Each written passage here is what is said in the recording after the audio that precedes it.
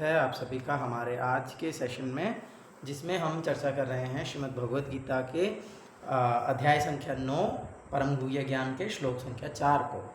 तो अब तक के पिछले 3 अध्यायों में भगवान ने इस अध्याय की भूमिका को बनाया है, इस परम गुह्य ज्ञान, इस भक्ति योग की भूमिका का वर्णन किया है कि ये उसको प्राप्त होगा जो भगवान से ईर्ष्या नहीं करते हैं, वो उसको समझ पाएगा।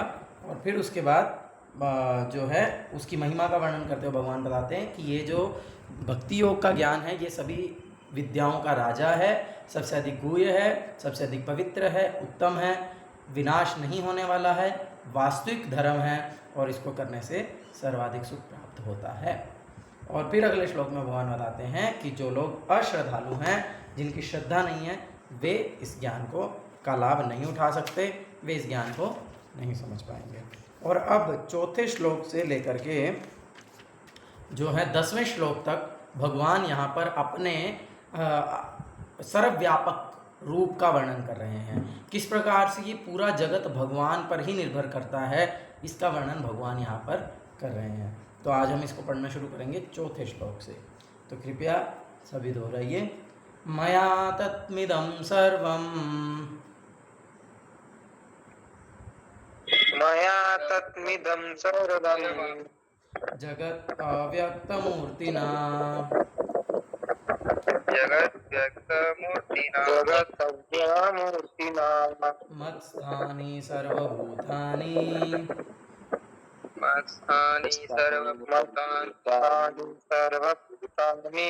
न चाहं तेष्वस्थितः।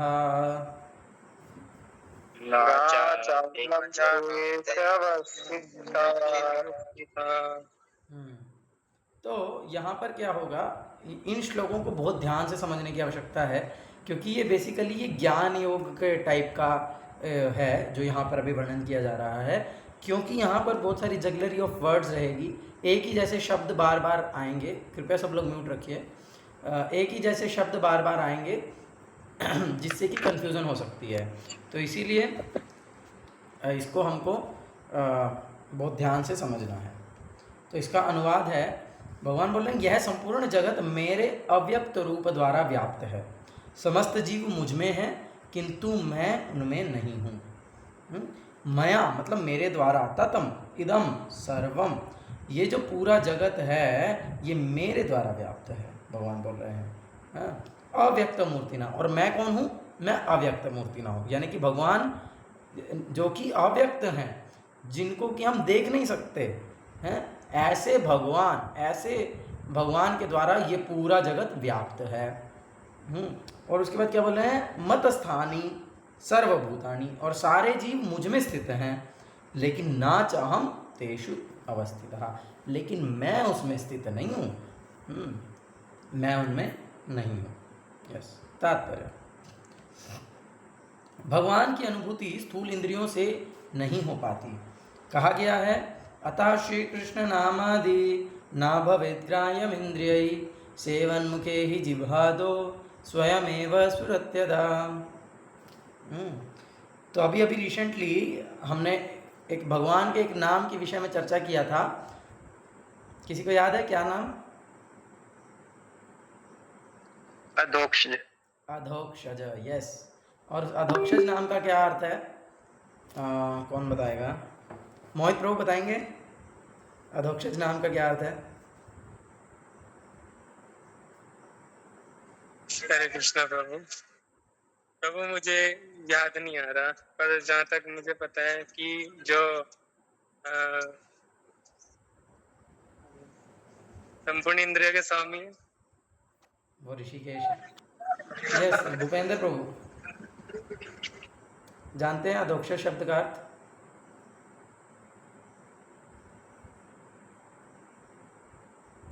सागर प्रभु, नारद प्रभु, कौन बताएगा? उदय प्रभु। हरे कृष्ण प्रभु जी। मतलब जो इंद्रियां हैं उनकी पहुंच से बाहर होते हैं। हाँ, जो हमारी इंद्रियों से द्वारा नहीं जाने जा सकते उनको कहते हैं अधोक्षज, अधकृताक्षज का नाम। और वही अधोक्षज शब्द की जो व्याख्या है वो इस श्लोक के अंदर है। अर्जुन प्रभु एक्सप्लेन कर सकते हैं श्लोक को? हाँ, तो ये पढ़ना है या फिर वो बताना है अधोक्षज का? एक्सप्लेनेशन नहीं, अधोक्षज की नहीं, इस श्लोक की एक्सप्लेनेशन देनी है। जय श्री कृष्ण। तो श्री राम को भगवान श्री कृष्ण के नाम में श्लोक अरे मीनिंग नहीं, उधर से नहीं पढ़ना। हाँ, अच्छा ठीक है। हाँ, थोड़ा बहुत थोड़ी कोशिश कर सकता हूँ। बताइए। एक्चुअली भगवान की ना रूप नाम लीलाओं को ना भौतिक इंद्रियों द्वारा समझा ही नहीं जा सकता। इसका उदाहरण ले सकते हैं हम ब्रह्मा जी से। ब्रह्मा जी को डाउट हो गया था भगवान पर, जब भगवान अपने बाल सखाओं के साथ लीला करते थे तो भगवान क्या करते थे, उनका झूठा खाते भी थे। और मतलब कि वो ऐसी कोई आइडियली भगवान वाली लीला कर ही नहीं रहे थे। भगवान अपनी जो थी अपना आनंद कर रहे थे, अपने मित्रों के साथ गैया चराने जाते थे। तो भगवान क्या करते थे, और ये बताना ठीक हो गया नहीं? भगवान क्या करते थे, किसी मित्र ने कुछ खाया या फिर उसने मट्ठा या छाछ जो बोलते हैं वो पिया और भगवान को उसने नहीं दिया, तो भगवान उसके मुंह से ही निकाल के पी लिया करते थे। अब ये सब देखकर और ये देखकर कि भगवान ने तो बहुत बड़े बड़े राक्षसों को मार दिया, तो ब्रह्मा को डाउट हुआ ये बालक कोई मायावी बालक है, ये भगवान तो हो नहीं सकता क्योंकि ये ऐसी हरकतें कर रहा है। ऐसा ब्रह्मा जी के मन में आया। तो ब्रह्मा जी ने क्या किया, ब्रह्मा जी ने आए और उनके वो क्या बोलते हैं सखाओं को, गैयों को, बछड़ों को, सबको चुरा कर ले गए। और वो मतलब एक तरह से टेस्ट करने लगे भगवान को कि अब देखते हैं ये क्या करेगा। देन भगवान ने अपना एक्सपेंशन किया और जितने भी मतलब कि भगवान के पास तो 9 लाख गैया थी और बहुत सारे ग्वाल वाले भगवान के मित्र थे। उन्होंने अपना एक्सपेंशन किया और अपने आप को मतलब कि बनाया और ले गए। तो ब्रह्मा जी काफी टाइम बाद ब्रह्मा को याद आया कि देख तो लूं क्या हुआ है नीचे। देखा क्या हुआ, तो सब एज इट इज चल रहा है। फिर ब्रह्मा ने ऊपर देखा कि यहाँ पे तो मेरे पास है, तो ये नीचे सब कैसे। देन इसको ब्रह्म विमोहन लीला बोलते हैं आई थिंक। तब ब्रह्मा जी को पता चला कि ये भगवान है। तो ऐसे ही भगवान की लीलाओं को हम नहीं समझ सकते क्योंकि ब्रह्मा जी नहीं समझ पाए। वो तो एक तरह से सुप्रीम जीव है, मतलब कि सबसे अच्छी बुद्धि वाले जीव है, कुछ ऐसा बोलते हैं उनके लिए टर्म में भूल गया जो भी है। ठीक है, ठीक है, और तो जब वो नहीं समझ पाए तो हम क्या समझ पाएंगे। ठीक है, तो ऐसे भगवान की लीलाओं को नहीं समझ सकते। तो यहाँ पर बोल रहे हैं अतः श्री कृष्ण नाम आदि, नाम आदि का अर्थ है नाम रूप गुण लीलाएं, ना भवेत ग्राह्यम इंद्रियई, उनको हम अपनी इंद्रियों से ग्राह्य नहीं कर सकते, यानी कि अपने कानों से सुन करके उसको समझ नहीं सकते, आंखों से देख करके समझ नहीं सकते, मुंह से बोल करके समझ नहीं सकते, जिह्वा से टेस्ट करके समझ नहीं सकते। तो इस प्रकार से जो हमारी इंद्रियों के द्वारा ग्राह्य नहीं है, तो जब हम अपनी इंद्रियों के द्वारा भगवान को जान ही नहीं सकते तो जानेंगे कैसे। तो भक्ति रसामृत सिंधु में श्रील रूप गोस्वामी बोलते हैं सेवन मुखे ही जिह्वादो स्वयमेव स्फुरत्यता, कि जिस प्रकार से अभी जैसे रात हो गई है और अभी आप सूर्य को नहीं देख सकते, लेकिन आप कितना भी प्रयास कर लीजिए, आप कितने भी बड़े बड़े टेलीस्कोप लगा लीजिए या कितनी बड़ी टॉर्च यूज़ कर लीजिए, कुछ भी कर लीजिए, आप अपना कोई भी प्रयास कर लीजिए, लेकिन आप सूर्य को नहीं देख सकते, है ना। लेकिन जब सुबह हो जाएगी तो क्या होगा, तो वो सूर्य स्वयमेव स्फुरत्यता, तो वो सूर्य स्वतः प्रकट हो जाएगा। फिर आपको सूर्य को देखने के लिए कुछ प्रयास करना नहीं पड़ेगा, बल्कि वो आपके सामने आ जाएगा। अभी तो गर्मी का मौसम है तो ज़बरदस्ती सिर के ऊपर आकर के बैठ जाएगा और सब चूस लेगा, है ना। वो ऐड देखिए ना, पाइप लगा के सब चूस लेता है, तो इस तरह से सब कुछ चूस लेगा। तो जिस प्रकार से सूर्य को हम अपने प्रयासों से नहीं देख सकते, लेकिन जब सूर्य अपने आप को प्रकट करेगा तो उसको देखा बहुत आराम से देख पाएंगे, फिर कोई प्रयास नहीं करना पड़ेगा। उसी प्रकार से भगवान हमारी इंद्रियों के द्वारा ग्राह्य नहीं है। भगवान को हम अपनी इंद्रियों के प्रयास के द्वारा नहीं देख सकते, नहीं जान सकते, नहीं समझ सकते। लेकिन अगर भगवान हमें अपने आप को प्रकट कर दें, अगर भगवान हमारे सामने अपने आप को प्रकट कर दें, तो फिर हम बहुत सरलता से भगवान को देख पाएंगे, तो फिर बहुत सरलता से हम भगवान को समझ पाएंगे, है ना। तो अब भगवान अपने आप को प्रकट करेंगे किसे, जो क्या करेगा, सेवन मुखे ही जिह्वादो, जो अपनी जिह्वा को क्या करेगा, भगवान की सेवा में लगा देगा। तो जिह्वा का क्या कार्य है, जिह्वा के 2 कार्य हैं। जिह्वा का कार्य है बोलना और जिह्वा का कार्य है खाना। स्वाद लेना। तो इसीलिए जब हम अपने जीभ से भगवान के नाम का जप करेंगे, हरे कृष्णा कृष्ण कृष्ण हरे हरे, हरे राम राम राम हरे हरे, जप करेंगे, भगवान की कथा को बोलेंगे, कीर्तन करेंगे भगवान के नाम का, तो जो है हमारी जीभ भगवान की सेवा में लग जाएगी। और दूसरा क्या है, जब हम भगवान का प्रसाद खाएंगे तब हमारी जीभ जो है वो भगवान की सेवा में लग जाएगी। तो इसीलिए जब इस प्रकार से हम भगवान की सेवाओं में लग जाएंगे, जो कि जिह्वा से प्रारंभ होती है, तो भगवान अपने आप को स्वतः प्रकट कर देते हैं। अन्यथा अपने प्रयासों से भगवान को जानना संभव नहीं है। तो इसलिए भगवान कृष्ण के नाम, यश, लीलाओं आदि को भौतिक इंद्रियों से नहीं समझा जा सकता। जो समुचित निर्देशन से भक्ति में लगा है उसे ही भगवान का साक्षात्कार हो पाता है। ब्रह्म संहिता में कहा गया है, प्रेमांजन छुरिता भक्ति विलोचनेन संता सदैव हृदयेषु विलोकयन्ति। यदि किसी ने भगवान के प्रति दिव्य प्रेमाभिरुचि उत्पन्न कर ली है तो वह सदैव अपने भीतर तथा बाहर भगवान गोविंद को देख सकता है। इस प्रकार वे सामान्य जनों के लिए दृश्य नहीं हैं। यहाँ पर कहा गया है कि यद्यपि भगवान सर्वव्यापी हैं और सर्वत्र उपस्थित रहते हैं, किंतु वे भौतिक इंद्रियों द्वारा अनुभव गम्य नहीं हैं। हालांकि भगवान सब जगह हैं, भगवान सर्वव्यापी हैं, भगवान कण कण में हैं, लेकिन हम अपनी भौतिक इंद्रियों से भगवान का इस प्रकार से अनुभव नहीं कर सकते। इसका संकेत अव्यक्त मूर्तिना शब्द द्वारा हुआ है। तो भगवान हैं, लेकिन भगवान अव्यक्त हैं, प्रकट नहीं है, अव्यक्त रूप में है। भले ही हम उन्हें ना देख सकें, किंतु वास्तविकता तो यह है कि उन्हीं पर सब कुछ आश्रित है। जैसा कि 7वें अध्याय में बताया जा चुका है कि संपूर्ण दृश्य जगत उनकी दो विभिन्न शक्तियों, परा या अपरा शक्ति तथा परा या आध्यात्मिक शक्ति तथा अपरा या भौतिक शक्ति का संयोग मात्र है। जिस प्रकार संपूर्ण ब्रह्मांड में सूर्य प्रकाश फैला रहता है, उसी प्रकार भगवान की शक्ति संपूर्ण सृष्टि में फैली है और सारी वस्तुएं उसी पर टिकी हैं। तो इसका मतलब, अब जैसे यहाँ पर बोला कि सब कुछ भगवान पर आश्रित है, तो इसका अर्थ ये नहीं है कि भगवान सब कुछ पकड़ करके खड़े हैं और भगवान को बोझ लग रहा है और इस प्रकार से, नहीं, ऐसा नहीं है। बल्कि भगवान अपनी शक्तियों के माध्यम से सब कुछ को कंट्रोल करते हैं। भगवान अपनी शक्तियों के माध्यम से सब चीज़ों के आश्रय बने हुए हैं।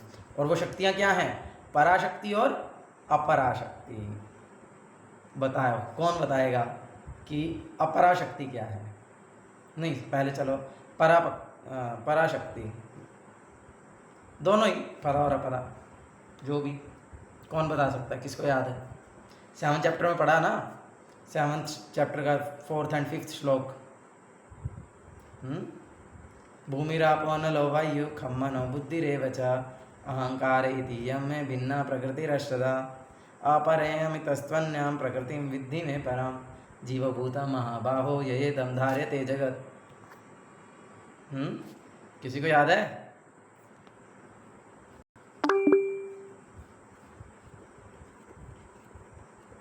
और कोई? क्या ऋषभ प्रभु?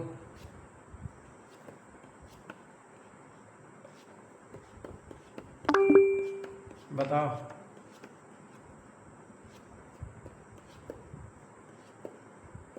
बोलो ऋषभ प्रभु। हरे कृष्ण प्रभु। प्रभु, अपराशक्ति वो है मन, बुद्धि, अहंकार, जल, अग्नि, वायु, आकाश और भूमि। और परा प्रकृति?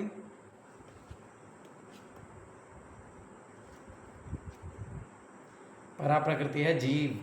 तो जो बेसिकली जो हमारे पंच तत्व हैं, भूमि, जल, अग्नि, आकाश, वायु, ये जो पांचों तत्व प्लस इनको हम ग्रोस एलिमेंट्स कहते हैं, इनके साथ में सटल एलिमेंट्स, 3 सटल एलिमेंट्स क्या बोलते हैं? सूक्ष्म और स्थूल। तो 5 ये स्थूल हैं और 3 सूक्ष्म। तो सूक्ष्म चीज़ें क्या हैं? मन, बुद्धि और अहंकार। ये सब भौतिक हैं। ये पूरा भौतिक संसार इन्हीं सब चीज़ों के मिश्रण से बना हुआ है। और इन सबको चलाने के लिए भगवान ने यहाँ पर क्या छोड़ी, अपनी पराशक्ति यानी कि जीवात्मा। तो अगर जीवात्मा ना हो तो फिर ये सब कुछ वेस्ट है, ये आठों की आठों चीज़ें वेस्ट हो जाएंगी। तो परा प्रकृति उसको इस्तेमाल करती है, यानी कि जीव आत्मा जो है वो इन सब चीज़ों का प्रयोग करती है। और इन दोनों शक्तियों के माध्यम से भगवान इस पूरे जगत का आश्रय है। भगवान पर ये सारा जगत टिका हुआ है, क्योंकि ये जो पूरा जगत है वो बना ही इन दोनों प्रकृतियों से है, उसके अलावा कुछ और है ही नहीं। इस संसार में भूमि या जल, अग्नि, आकाश, वायु के अतिरिक्त और क्या है? ग्रोस लेवल पर और सटल लेवल पर मन, बुद्धि और अहंकार के अलावा क्या है? और इन सब को चलाने के लिए यहाँ पर जीव है, उसके अलावा कुछ और नहीं है। तो इसीलिए ये सब कुछ भगवान की शक्तियों के द्वारा सर्वव्यापक है। फिर भी किसी को इस निष्कर्ष पर नहीं पहुंचना चाहिए कि सर्वत्र फैले रहने के कारण भगवान ने अपनी व्यक्तिगत सत्ता खो दी है। लेकिन इसका मतलब ये नहीं है कि अगर आप एक पेज को लें और उसको बहुत सारे टुकड़ों में तोड़ दें तो ओरिजिनल पेपर तो खत्म हो गया, है ना। Now you have got so many pieces of the paper but you don't have the original paper. जब आपने एक पेज को बहुत सारे छोटे छोटे टुकड़ों में तोड़ दिया तो आपके पास बहुत सारे टुकड़े हैं, लेकिन ओरिजिनल पेज खत्म हो गया। लेकिन ये जो उदाहरण है ये भौतिक वस्तुओं के लिए उपयोग हो सकता है, आध्यात्मिक के लिए नहीं। भगवान पूर्ण है। पूर्ण का अर्थ क्या है? ओम पूर्णमदः पूर्णमिदं पूर्णात् पूर्णमुदच्यते पूर्णस्य पूर्णमादाय पूर्णमेवावशिष्यते, कि यदि पूर्ण में से पूर्ण को भी निकाल दिया जाए तब भी पूर्ण ही बचता है। मीन्स 1 - 1 = 1। ये स्पिरिचुअल वर्ल्ड है, ये भगवान है। तो इसीलिए भगवान ने अपने आप को आपको ये कहे कि देखो भगवान की सर्वव्यापकता है, भगवान तो हर कण कण में है, भगवान तो सब जगह है। तो इसीलिए उनकी अपनी कोई व्यक्तिगत सत्ता नहीं है, मतलब वो किसी एक रूप में नहीं है, वो तो सब जगह है। ऐसा बोलते हैं ना बहुत सारे लोग कि मंदिर जाने की क्या जरूरत है, भगवान तो सब जगह है। तो प्रभुपाद बोलते हैं हाँ, इनको सब जगह भगवान दिख रहे हैं मंदिर को छोड़ करके, क्योंकि अगर सब जगह है तो मंदिर में भी तो है। तो अगर कोई मंदिर, अगर किसी, अब हमको सब जगह तो नहीं दिख रहे भगवान, मंदिर में तो दिख रहे हैं। तो अगर सब जगह भगवान है, अगर हर कण कण में भगवान है, तो वो जो पत्थर जिसको हम विग्रह रूप में भगवान के रूप में देख रहे हैं उसमें भी तो भगवान है ही है। तो फिर उसकी पूजा करने में क्या प्रॉब्लम? तो फिर उसको भगवान समझने में क्या प्रॉब्लम? In one sense. लेकिन एक्चुअल में ऐसा नहीं है।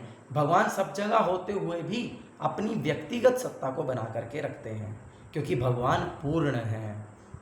क्योंकि भगवान जो हैं वे अपने सच्चिदानंद रूप में अपने गोलोक वृंदावन धाम में हैं, लेकिन वे सर्वव्यापक भी हैं अपनी शक्तियों के माध्यम से।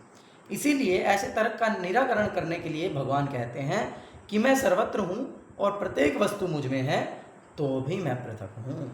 सब कुछ भगवान नहीं है, लेकिन फिर भी भगवान उनसे अलग है ना। क्यों? क्योंकि भगवान अपने व्यक्तिगत रूप में तो है ही है ना। है? एक और जगह पर श्लोक आता है जिसमें भगवान बोल रहे हैं कि वृंदावनम परित्यज्यम पाद एकम न गच्छति, कि मैं वृंदावन को छोड़ करके, वृंदावन परित्यज्यम, वृंदावन को छोड़ करके पाद एकम न गच्छति, एक पैर भी बाहर नहीं रखता हूँ, मैं वृंदावन से एक कदम भी बाहर नहीं जाता हूँ। तो इसका मतलब भगवान हमेशा अपने गोलोक वृंदावन में नित्य त्रिभंग श्यामम त्रिभंग ललितम कृष्ण स्वरूप में विराजमान हैं, लेकिन एट द सेम टाइम वो सर्वव्यापक भी हैं, एट द सेम टाइम वो बाकी सब जगह भी हैं। हर वस्तु उनमें से ही निकल रही है। क्यों? उनकी शक्तियों के माध्यम से। तो यहाँ पर उदाहरण दिया प्रभुपाद जी ने, राजा किसी सरकार का अध्यक्ष होता है और सरकार उसकी शक्ति का प्राकट्य होती है।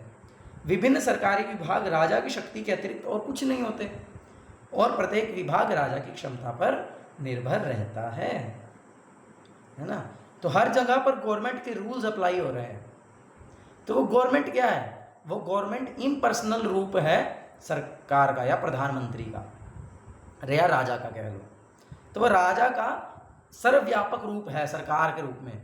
तो वो किस रूप में है? वो अलग अलग विभागों के रूप में है, जैसे पुलिस है ना, या फिर बहुत सारे जो भी डिपार्टमेंट, हॉस्पिटल्स हैं, ये है वो है, शिक्षा का डिपार्टमेंट है, डिफेंस का डिपार्टमेंट है, बहुत सारे अलग अलग डिपार्टमेंट्स हैं। उन सबके माध्यम से राजा कार्य कर रहा है और इन सबको मिला करके हम कहते हैं सरकार। तो सरकार एक्चुअल में कुछ भी नहीं है, सरकार तो एक इम्पर्सनल नाम दिया गया है इस पूरे सिस्टम को। तो उसी प्रकार से जो भगवान की सर्वव्यापकता है वो वास्तविकता में क्या है, वो भगवान की अलग अलग शक्तियों का बंटवारा किया गया है। भगवान ने अपनी अलग अलग शक्तियों को अलग अलग कामों में लगा रखा है और उस पूरे सिस्टम को भगवान की सर्वव्यापकता कहा जाता है। तो भी राजा से यह आशा नहीं की जाती कि वह प्रत्येक विभाग में स्वयं उपस्थित हो। ऐसा जरूरी नहीं है कि हर विभाग को राजा खुद मैनेज करे, नहीं, वो डेलीगेट कर सकता है अपनी अथॉरिटीज़ को, है ना। तो यह एक छोटा सा उदाहरण दिया गया है। उसी प्रकार हम जितने स्वरूप देखते हैं और जितनी भी वस्तुएं इस लोक में तथा प्रलोक में विद्यमान देखते हैं वे सब भगवान की शक्ति पर आश्रित हैं। सृष्टि की उत्पत्ति भगवान की विभिन्न शक्तियों के विस्तार से होती है और जैसा कि भगवद गीता में कहा गया है, विष्टभ्यम इदम कृत्स्नम, वे अपने साकार रूप में के कारण अपनी विभिन्न शक्तियों के विस्तार से सर्वत्र विद्यमान हैं। तो जिस प्रकार से राजा एक पर्सनल फॉर्म और उसके इम्पर्सनल सिस्टम जो कि उसकी शक्तियों के रूप में वो है पूरा सरकार, उसी प्रकार से भगवान पर्सनल फॉर्म व्यक्ति कृष्ण और उनका जो सर्वत्र विद्यमान होना उनकी विभिन्न शक्तियों के माध्यम से वो उनका परमात्मा फीचर। क्लियर है सभी को? किसी को कुछ प्रश्न है इस श्लोक में? समझ में आया? अगला श्लोक पढ़ें। चलो ठीक है, अगला श्लोक दोहराइए। नाच मत्स्थानि भूतानि नाचमस्तानि भूतानि पश्य मे योगमेश्वरम् पश्य मे योगमेश्वरम् भूतभृन्न च भूतस्थो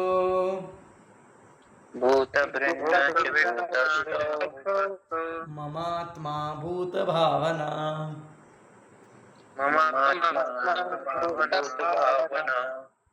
भूत भूत आ गया, लेकिन यहाँ पर भूत का अर्थ अलग है। तथापि मेरे द्वारा उत्पन्न सारी वस्तुएं मुझ में स्थित नहीं रहती। एक्चुअली ये पिछले श्लोक का कंटिन्यूएशन में ही है, इसलिए हम साथ में पढ़ रहे हैं।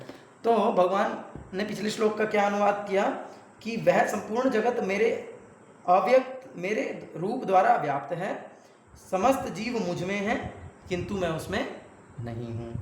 तथापि मेरे द्वारा उत्पन्न सारी वस्तुएं मुझ में स्थित नहीं रहती। जरा मेरे योगेश्वरों को देखो, यद्यपि मैं समस्त जीवों का पालक हूँ और सर्वत्र व्याप्त हूँ, लेकिन मैं इस विराट अभिव्यक्ति का अंश नहीं हूँ, क्योंकि मैं सृष्टि का कारण स्वरूप हूँ। तात्पर्य ऐसे क्लियर हो जाएगी सारी चीज़ें क्या बोल रहे हैं। तात्पर्य प्रभुपाद जी बता रहे हैं, भगवान का कथन है कि सब कुछ उन्हीं पर आश्रित है, इसका अन्य अर्थ नहीं लगाना चाहिए। भगवान इस भौतिक जगत के पालन और निर्वाह के लिए प्रत्यक्ष रूप से उत्तरदायी नहीं है। यहाँ पर बोला ना कि भगवान पर ही सब कुछ आश्रित है, तो फिर लोग कह सकते हैं कि अरे इतने लोग भूखे मर रहे हैं, ये भगवान के कारण हो रहा है। अरे इतनी बाढ़ आ रही है, अभी महाराष्ट्र में बाढ़ आ रही है, तो ये भी भगवान कर रहे हैं। कहीं पर सूखा पड़ रहा है, ये भी भगवान कर रहे हैं। तो इस प्रकार से सब कुछ भगवान पर आश्रित है ना। तो देखो भगवान सारे इतने गलत काम हो रहे हैं तो क्यों नहीं भगवान उसको देख रहे हैं। अगर भगवान है तो क्यों नहीं इन चीज़ों को वो सुधार रहे हैं, है ना। इस प्रकार से कोई इसका अन्य अर्थ निकाल सकता है, लेकिन प्रभुपाद जी बोल रहे हैं कि इस प्रकार से हमको अन्य अर्थ नहीं निकालना चाहिए। भगवान इस भौतिक जगत के पालन और निर्वाह के लिए प्रत्यक्ष रूप से उत्तरदायी नहीं है। भगवान डायरेक्टली उत्तरदायी नहीं है, अप्रत्यक्ष रूप से उत्तरदायी हैं अपनी शक्तियों के माध्यम से। कैसे? देखो उदाहरण दिया है। कभी कभी हम एटलस को अपने कंधों पर गोला उठाए देखते हैं। एटलस है एक रोमन देवता, वह अत्यंत थका लगता है और इस विशाल पृथ्वी लोक को धारण किए रहता है। ऐसे अपने कंधे पे ऐसे बड़ा सा गोला लेके वो खड़े हैं एटलस। तो यानी कि जो पूरी पृथ्वी है वो अपने का भार वो अपने ऊपर लिए हुए हैं और उनको देखने से लगता है कि वो बहुत थके हुए हैं, इतना वजन उठा रखा है। तो इसीलिए हमें किसी ऐसे चित्र को मन में नहीं लाना चाहिए कि जिसमें कृष्ण इस सृजित ब्रह्मांड को धारण किए हुए हों। तो हमको ऐसा नहीं सोचना चाहिए जैसे कि किसी सो कॉल्ड आध्यात्मिक संस्था में आप देखोगे तो भगवान कृष्ण अपने हाथ में ऐसे पृथ्वी पकड़ करके खड़े हैं 5 साल के बच्चे के रूप में। मैं बोलूँगा नहीं, जो लोग जानते हैं वो जानते होंगे। हाँ, तो इस प्रकार से हमको किसी भी चित्र को अपने मन में नहीं लाना चाहिए। उनका कहना है कि यद्यपि सारी वस्तुएं उन पर टिकी हैं किंतु वे पृथक हैं। भगवान सब चीज़ों से पृथक रहते हैं। सारे लोग अंतरिक्ष में तैर रहे हैं और यह अंतरिक्ष परमेश्वर की शक्ति है, किंतु वे अंतरिक्ष से भिन्न हैं, वे पृथक स्थित हैं। भगवान की शक्ति से पूरा अंतरिक्ष कार्य कर रहा है, लेकिन भगवान जो है वो उससे अलग रहते हैं। अतः भगवान कहते हैं यद्यपि ये सब रचित पदार्थ मेरी अचिंत्य शक्ति पर टिके हैं, किंतु भगवान के रूप में मैं उनसे पृथक रहता हूँ। यह भगवान का अचिंत्य ऐश्वर्य है। अब इसको अपनी भौतिक बुद्धि से पूर्ण रूप से समझ पाना संभव नहीं है। उसके लिए हमको क्या करना होगा? सेवन मुखे ही जिह्वादो स्वयमेव सुरत्यदा। तो इसीलिए हमको भगवान की सेवा करनी होगी। जब हम प्रेम पूर्वक अपनी इच्छा से भगवान की सेवाओं में लग जाएंगे, अपनी इंद्रियों को भगवान की सेवा में लगा देंगे, अपनी जिह्वा से जो सेवा प्रारंभ होती है, जिसमें कि सबसे पहली सेवा है भगवान के नाम का जप करना और भगवान का प्रसाद खाना, और फिर उसके बाद अन्य इंद्रियों से भी, जैसे भगवान के दर्शन करना आँखों से, कानों से भगवान की कथा सुनना, नाक से भगवान को अर्पित पुष्प आदि को सूंघना, हाथों से भगवान के लिए कुछ प्रैक्टिकली सेवाएं करना, पैरों से भगवान के धाम में या भगवान के मंदिर तक जाना। तो इस प्रकार से जब हम अपनी विभिन्न इंद्रियों को भगवान की सेवा में उपयोग करेंगे तो ये जो चीज़ें हैं ये हमको स्वतः समझ में आने लग जाएंगी। ऐसा हो सकता है, बहुत सारे भक्तों के साथ ऐसा होता है कि जब वे नए नए इस प्रकार की चीज़ों को सुनते हैं तो वे सोचते हैं ऐसा कैसे हो सकता है, हाँ ये तो समझ में नहीं आ रहा है, ऐसा है वैसा है। लेकिन जब over the period of time जब वो अच्छे से सेवा में लगे रहते हैं, गंभीरतापूर्वक भजन करने में, सेवा करने में लगे रहते हैं, साधना करने में, तो इन टाइम हम देखते हैं कि वही भक्त ये सोचता है कि अरे ऐसा ही तो है, ऐसा नहीं होगा तो कैसा होगा। तो ये कन्विक्शन अपने आप अंदर से भगवान प्रकट कर देते हैं।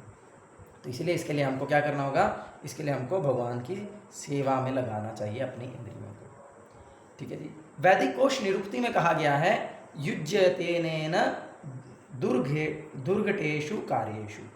परमेश्वर अपनी शक्ति का प्रदर्शन करते हुए अचिंत्य आश्चर्यजनक लीलाएं कर रहे हैं। उनका व्यक्तित्व विभिन्न शक्तियों से पूर्ण है और उनका संकल्प स्वयं एक तथ्य है। भगवान का एक नाम है सत्य संकल्प। गुरुमाज बोलते हैं सत्य संकल्प। क्या अर्थ है सत्य संकल्प का?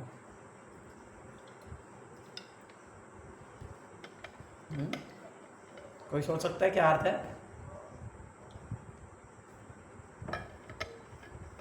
यहाँ पे लिखा है ना उनका संकल्प। तुक्का मारूं? जो तुक्का मार दो क्या करोगे? मारो। जिनका संकल्प हमेशा सत्य होता है। यस, यहाँ पे लिखा ना उनका संकल्प स्वयं एक तथ्य है। सत्य संकल्प मतलब जो भगवान ने कह दिया या जो भगवान ने सोच लिया, यानी कि जो भगवान ने संकल्प कर लिया वो होगा ही होगा। जो भगवान ने कह दिया वो होगा ही होगा, उसमें कोई संशय नहीं है। तो इसीलिए भगवान विभिन्न शक्तियों से पूर्ण हैं और सत्य संकल्प हैं। उनके द्वारा जो सोच लिया जाए वो होगा ही होगा। भगवान को इसी रूप में समझना चाहिए। हम कोई काम करना चाहते हैं तो अनेक विघ्न आते हैं और कभी कभी हम जो चाहते हैं वह नहीं कर पाते, किंतु जब कृष्ण कोई कार्य करना चाहते हैं तो सब कुछ इतनी पूर्णता से संपन्न हो जाता है कि कोई सोच नहीं पाता कि यह सब कैसे हुआ।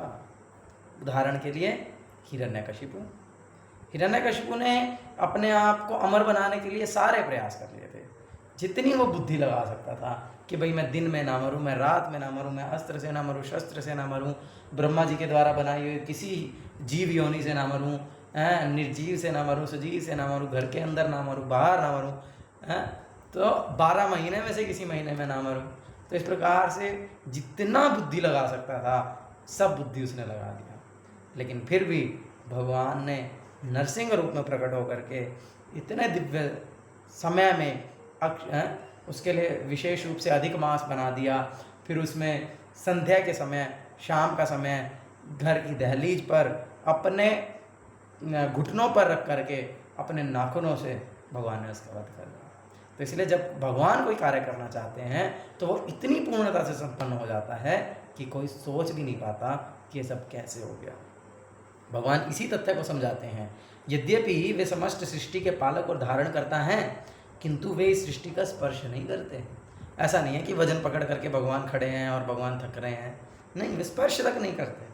केवल उनकी परम इच्छा से प्रत्येक वस्तु का सृजन, धारण, पालन एवं संहार होता है। इवन बाइबल में भी ये वर्णन आता है कि the God has created this universe by his own sweet will. तो भगवान ने केवल इच्छा की और पूरा संसार प्रकट हो गया है। इस प्रकार से बाइबल में वर्णन है कि just like let there be the space, तो आकाश बन गया, let there be the water, let there be the trees, let there be the animals. और इस प्रकार से जैसे जैसे भगवान इच्छा करते जा रहे हैं वैसे वैसे वो प्रकट होता जा रहा है। तो यही वैदिक नियम है कि भगवान की केवल इच्छा मात्र से सब कुछ हो जाता है। ऐसा नहीं है कि भगवान को हिरण्यकशिपु को मारने के लिए नरसिंह रूप में प्रकट होना ही पड़ा, नहीं होते तो नहीं मार सकते थे, नहीं, भगवान इच्छा करते मर जाता। हाँ, लेकिन भगवान इस प्रकार की दिव्य लीलाएं प्रकट करते हैं आप ताकि उनके भक्त उसका स्वादन कर सकें, लेकिन प्रत्येक कार्य भगवान की परम इच्छा से ही हो जाता है, केवल इच्छा मात्र से। उनके मन और स्वयं उनमें कोई भेद नहीं है, जैसा कि हमारे भौतिक मन में और स्वयं हम में भेद होता है, क्योंकि वे परमात्मा हैं। साथ ही वे प्रत्येक वस्तु में उपस्थित हैं, किंतु सामान्य व्यक्ति यह नहीं समझ पाता कि वे साकार रूप में किस तरह उपस्थित हैं।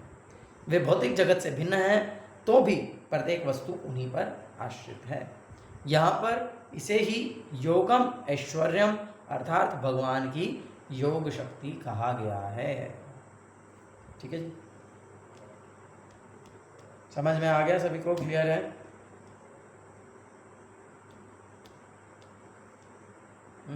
यस प्रभु जी। ठीक है, आज यहीं तक रखें, आगे बढ़े? यहीं तक रख लेते हैं प्रभु। हाँ, थोड़ा सा ये डिफ़िकल्ट है ना समझने के लिए, नहीं तो कंफ्यूज हो जाएंगे, होश पोश हो जाएगा। तो ठीक है, यहीं तक। और इसमें अगर किसी का कुछ प्रश्न है, बहुत सारे कॉमन क्वेश्चंस ना यहाँ पर उत्तर हो जाते हैं, जो यहाँ पर ये तात्पर्य प्रभुपाद जी ने दिया है, उसमें बहुत सारे जो कॉमन लोग तर्क करते हैं, बेसिकली जो तर्क हैं नहीं बिना बात के तर्क, तो उनके उत्तर यहाँ पर हो जाते हैं इस तात्पर्य से। अगर हम इस तात्पर्य को बहुत ध्यान से पढ़ेंगे, बहुत ध्यान से समझेंगे, तो हमको उन सब के उत्तर मिल जाएंगे। तो इसीलिए इसको आप फिर से बहुत अच्छे से पढ़ सकते हैं, और कुछ प्रश्न हैं आज के सेशन से संबंधित तो पूछ सकते हैं। जी भूपेंद्र प्रभु। हरे कृष्ण। एक प्रश्न था मेरा, जैसे कोई आम आदमी से जो ये पूछे हमारे से, जैसे लोग कह देते हैं आम बोलचाल की भाषा में कि भगवान तुम्हारे अंदर ही है, तो जैसे भगवान ने कहीं कहीं नहीं ये भी कहा है कि मैं कण कण में व्याप्त हूँ। आज भगवान ने जैसे ये कहा है कि भी हाँ एक चीज क्लियर है कि भी ये जो सारी सृष्टि है ना वो मेरे अंदर ही है। हाँ, ठीक है, तो भगवान ने बात कह दी, तो और लेकिन आज भगवान ने श्लोक में एक्सप्लिसिटली ये बोला कि मैं जीवों के अंदर हूँ, बोला भगवान ने कि मैं जीवों के अंदर नहीं हूँ, है ना। तो ये अगर कोई हमारे से ये आर्ग्यूमेंट करे कि भगवान तो मेरे अंदर भी है, तो क्या हम उसको ये बोल सकते हैं कि भगवान आपके अंदर नहीं है? भगवान ने श्लोक में बोला है। नहीं तो भगवान है ना अंदर में। भगवान बोल रहे ना, सर्वस्य चाहम हृदि सन्निविष्टो मत्त स्मृति ज्ञानम अपोहनम च। भगवद गीता में भगवान आगे के श्लोकों में बोल रहे हैं ना कि मैं सबके हृदय में विराजमान हूँ परमात्मा रूप में। तो भगवान है हमारे अंदर। अगर कोई कहे कि तुम मेरे अंदर भी तो परमात्मा है, तो है। बट भगवान ने आज ये भी तो बोला है कि भगवान ने एक बार कहा इससे पिछले श्लोक में कि सभी जीव मेरे अंदर हैं, बट मैं सभी जीवों में नहीं हूँ। नहीं नहीं, भगवान ये नहीं कह रहे कि मैं जीवों में नहीं हूँ। भगवान ये मतलब इस जगत में नहीं हूँ, बेसिकली दोनों ही मतलब है, जगत में भी नहीं है, भगवान जीवों में भी नहीं है। कहने का तात्पर्य ये था, यहाँ पर उदाहरण दिया ना कागज का, यहाँ पर ये सिद्धांत भगवान स्थापित करना चाह रहे हैं कि जिस प्रकार से कागज के टुकड़े टुकड़े कर दिए जाएं। मान लो भगवान है, भगवान ने अपने आप को बहुत सारे जीवों में बांट दिया, भगवान सब जीवों के अंदर है ना, तो भगवान ने अपने टुकड़े कर करके सारे जीवों के अंदर डाल दिया। तो अब ये पूछ रहा प्रभु मेरे से, ये सर्वभूतानि न च एम तेषु अवस्थित। मैं समझ गया आपका, आप समझने का प्रयास करो। यही आप बोल रहे हो ना कि जी जी अनुवाद में लिखा है कि समस्त जीव मुझ में हैं किंतु मैं उनमें नहीं हूँ। जी जी जी जी तो जी आप ये कह रहे हो कि यहाँ पर भगवान ये कह रहे हैं कि मैं तो जीवों में नहीं हूँ। हाँ जी यही हाँ कह रहे हैं ना भगवान इसमें। हाँ, तो मैं ये बता रहा हूँ आपको कि यहाँ पर भगवान ये नहीं कहना चाह रहे कि मैं जीवों के अंदर नहीं हूँ। भगवान यहाँ पर ये कहना चाह रहे हैं कि जिस प्रकार से जीव मेरे अंदर हैं मैं उस प्रकार से उनमें नहीं हूँ।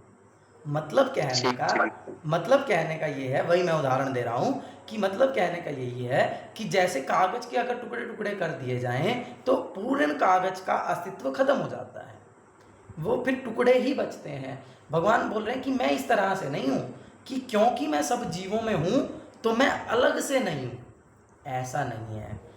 मैं सब अव्यक्त रूप की बात कर रहे हैं भगवान अपने, है ना। मैं सब जीवों के अंदर होते हुए भी मेरा अलग रूप है, ये भगवान यहाँ पर सिद्धांत देना चाहते हैं इस श्लोक में। ठीक है ना, क्लियर हुआ?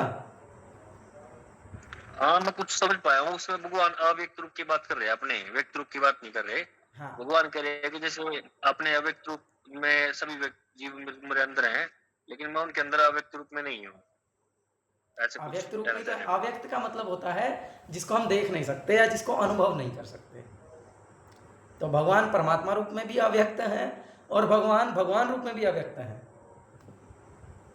भगवान को देखने के लिए हमको सेवन मुखे जीवादो करना पड़ेगा, तभी भगवान व्यक्त बनेंगे, नहीं तो भगवान अव्यक्त मूर्ति ना ही रहेंगे। अब मान लीजिए कोई व्यक्ति कह तो रहा है कि मेरे अंदर भी तो भगवान है, तो आप उनसे ये भी प्रश्न पूछ सकते हैं कि क्या आप इस बात को अनुभव कर रहे हैं?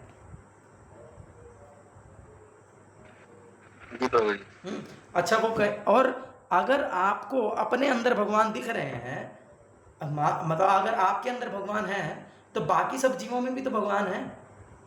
अगर आपके अंदर में भगवान है तो मेरे अंदर में भी तो भगवान है, हैं? कुत्ते में भी तो भगवान है, गधे में भी तो भगवान है, गाय में भी तो भगवान है, शूद्र में भी कण भगवान कण में भगवान भी तो कह देते हैं कुछ लोग, कण कण तो फिर प्रभु जीवों से अलग भी तो हो गए, निर्जीव चीज भी तो है। हाँ निर्जीवों के अंदर भी भगवान है क्या? हाँ, उन निर्जीव चीजों में भगवान, वही तो भगवान ने, वही तो यहाँ पर बोला ना इस श्लोक में कि ऐसा नहीं है कि भगवान पर्सनली भी हैं, नहीं, भगवान अपनी शक्ति के माध्यम से है ना।